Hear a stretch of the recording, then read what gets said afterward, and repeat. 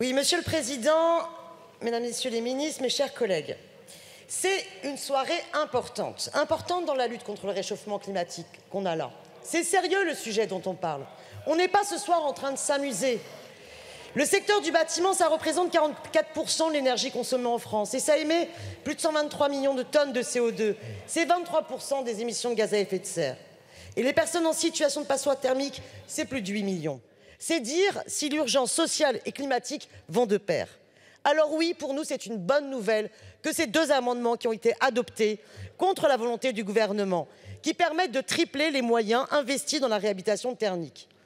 On vous le rappelle, c'est selon la Cour des comptes elle-même qui dit que seulement 2500 passoires thermiques sont sorties des catégories F, G et E en 2021.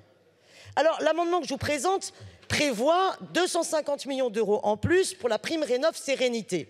Parce qu'évidemment, effectivement, les personnes aux revenus les plus faibles, il faut pouvoir les encourager à des rénovations globales, mais malgré les aides, il leur reste un reste à charge en moyenne de 39% et qui monte à 59% pour les plus modestes. Alors ma question est la suivante.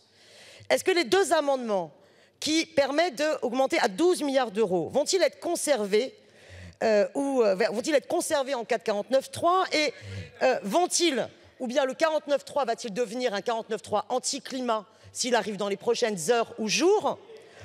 Et ces deux amendements vont-ils englober ces 250 millions d'euros? Dans ce cas, on pourrait retirer notre amendement pour que vraiment, dans le cadre des 12 milliards adoptés en faveur de la prime Rénov', il y ait bien une priorité qui puisse être faite pour la prime Rénov'-Sérénité.